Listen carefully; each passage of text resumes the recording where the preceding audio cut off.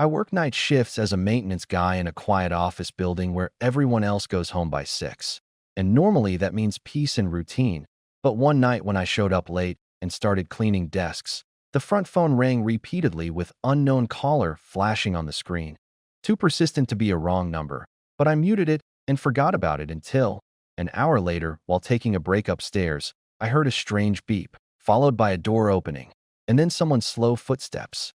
Downstairs. When I called out, the steps stopped, and a shadow of a man appeared silently at the bottom of the stairwell, not moving, just standing as if waiting for me. Terrified, I hid and called 911, and by the time the cops arrived, he was gone, but the security footage showed him standing there with a knife, unmoving, until he slipped away just before help came, and somehow he'd used a keycard to get in, which I didn't even have. A week later, still shaken but back at work, I picked up a side gig as a night shift pizza delivery driver, and things were fine until around 3 a.m. when I was sent to a forest preserve entrance with no houses nearby.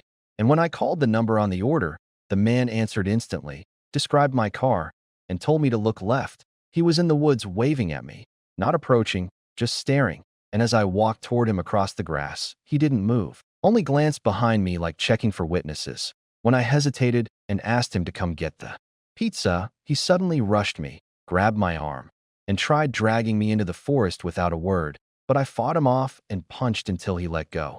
Just as I ran, I saw two more figures stepping out from the trees behind him, confirming this was a planned ambush. And though I escaped to the police station and the number was disconnected by the time they traced it, I still can't shake the thought that maybe it was the same man from the office, trying again under a different mask. And sometimes, late at night when the phone rings or I drive past empty woods, I wonder if he's still out there, waiting for a better chance. That it had been 3 weeks since the forest ambush, and I hadn't delivered a single pizza since.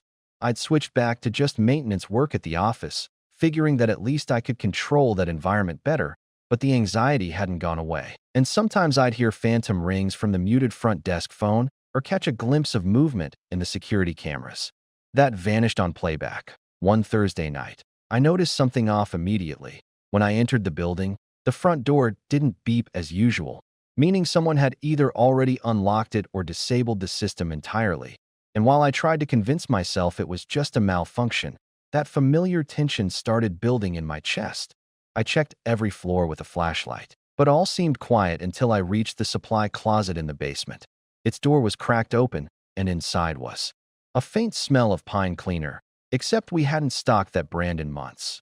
I pushed it open slowly and froze, because right in the center of the floor was a pizza box. Our box, with our store's logo, cold and unopened, as if it had just been placed there to taunt me.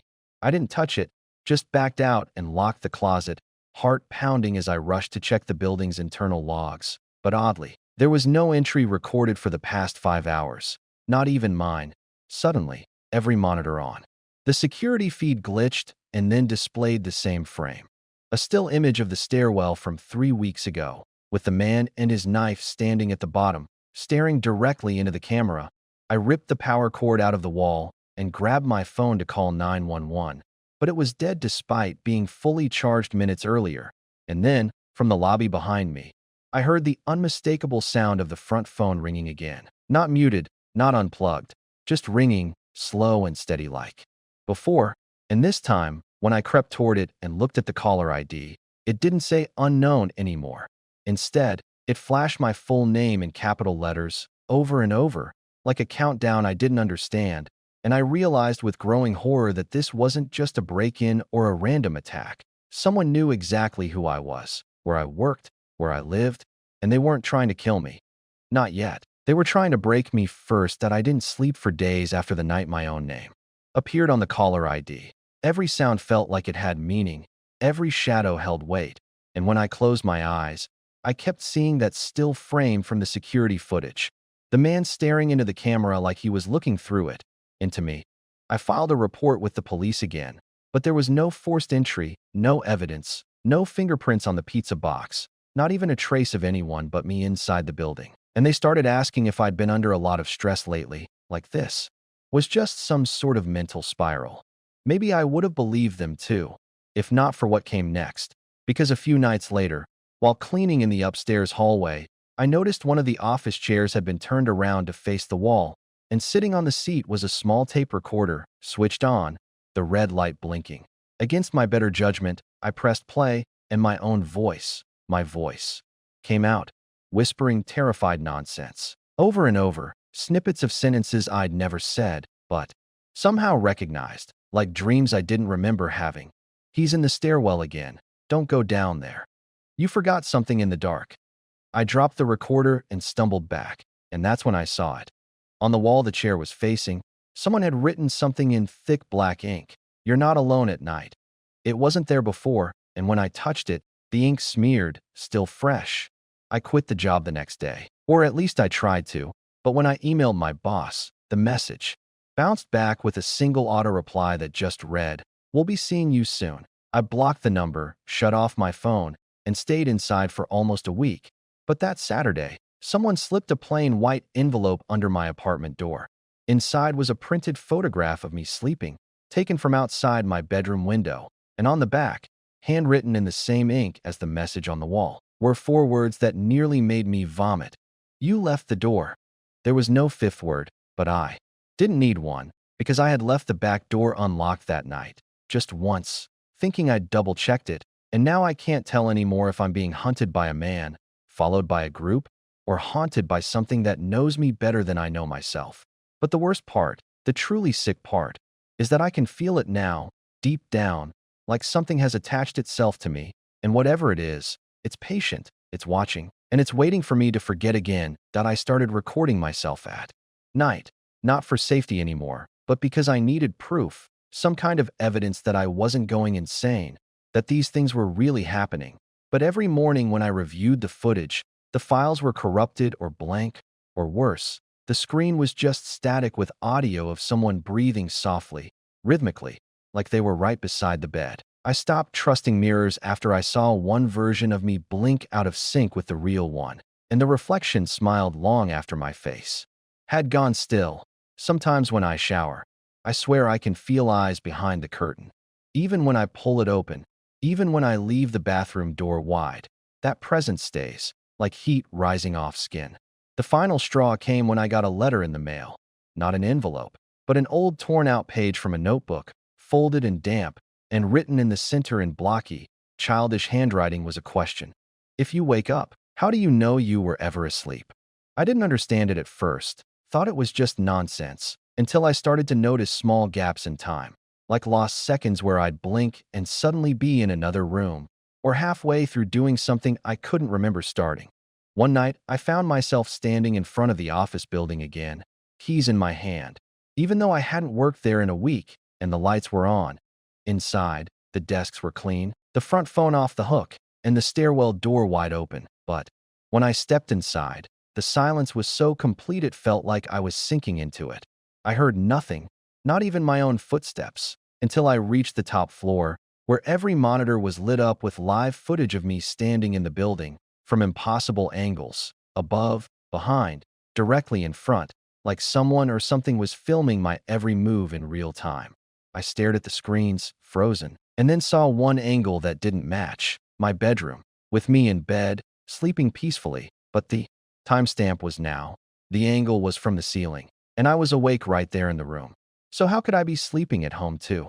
I turned around, heart pounding, and the hallway behind me was gone, replaced by a long, narrow tunnel with walls that pulsed faintly, like breathing flesh.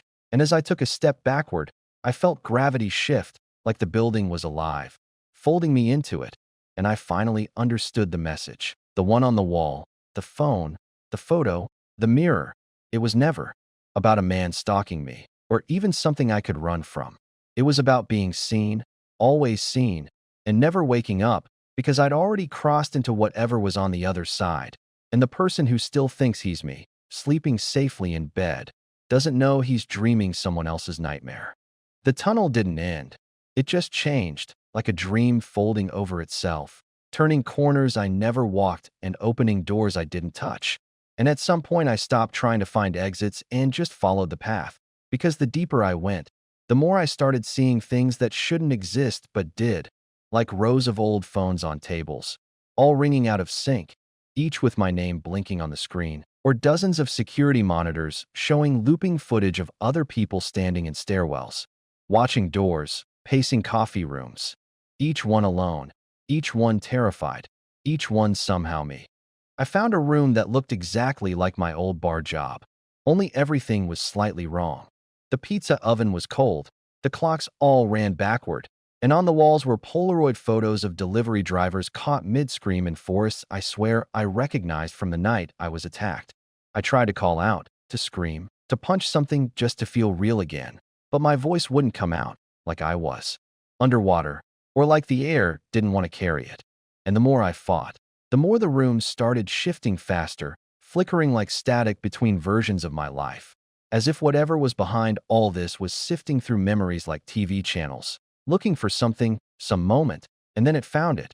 I walked into a copy of my childhood bedroom, perfectly preserved, except for a mirror on the far wall that had never been there before.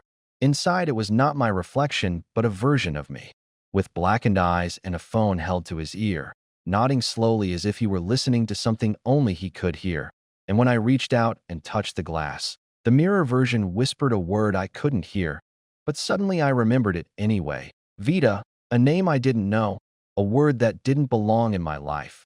But the second I thought it, every room went dark and the ringing started again, so loud this time it hurt, like hundreds of phones screaming into my skull. When the lights came back, I was standing outside my apartment building, feet covered in dirt, clothes damp like I'd been walking for hours, and tucked into my coat pocket was a receipt from our bar, dated 1 year ago, with an order for a single pizza and a phone number circled in red, the same one that had called me the night I was nearly dragged into the forest.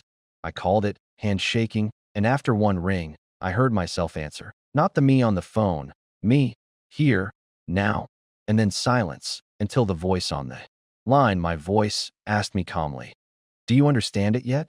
And before I could speak, the line clicked dead, and I looked up at my window, where the curtains were open and someone who looked just like me stood watching, phone to their ear, as if they'd been waiting for the call to end so they could come back downstairs that I didn't go inside. Couldn't.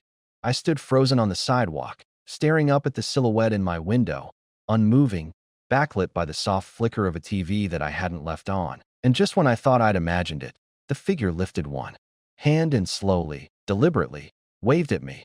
I turned and ran, not sure where I was going, just needing distance. But no matter how far I went, the streets folded into themselves, looping neighborhoods I hadn't lived in for years, buildings shifting styles like I was running through different decades of my own life, until I finally stumbled into an alley behind a row of shops that didn't exist on any street I knew. And there, in the damp silence, scrawled across the brick in deep black paint, was that word again, VIDA. I said it out loud this time, almost reflexively, and the moment I did, a sharp ringing filled my head and something unlocked, not physically, but in my memory, or maybe deeper, in whatever comes before memory, flashes of faces I didn't recognize but somehow knew, of other versions of me, hundreds, maybe thousands, doing the same things I had done, making the same choices, taking the same delivery job, answering the same unknown phone, hiding from the same stairwell shadow. And I understood suddenly, horribly, that I wasn't being stalked or haunted. I was being mirrored, copied, again and again inside some system or cycle or mechanism that didn't care which version of me made it out, only that one of us eventually would. That's when I remembered the name not as a word, but as an acronym carved into the wall of that impossible hallway. VIDA, Variable Identity Data Archive. And the sickening truth settled like a weight in my chest. This wasn't a haunting, it was a test, or maybe a simulation, something designed to observe human behavior under pressure, fear, paranoia, trauma, and I was just the latest iteration to realize it. All the recordings, all the security feeds, all the pizza orders, all the shadows. They weren't traps, they were inputs, and the thing waving at me from the window wasn't an entity or a doppelganger. It was the next version of me, the clean slate, ready to take my place and start the cycle again now that I'd become unstable.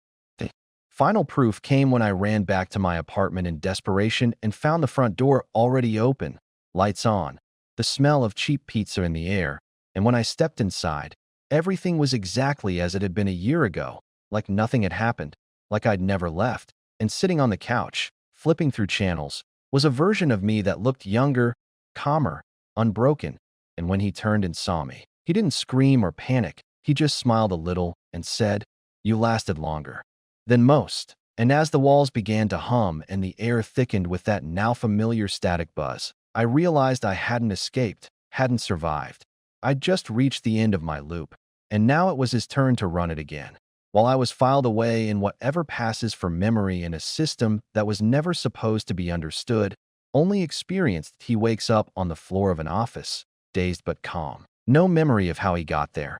Only a soft voice in his mind repeating the name, VIDA, like a lullaby. The lights hum above him. The phone begins to ring. And as he stands to answer it, he pauses, just for a second, because something deep inside him remembers the forest, the mirror, the stairwell shadow. But it slips away like a dream before he can hold on to it. The phone keeps ringing, and this time, he picks it up.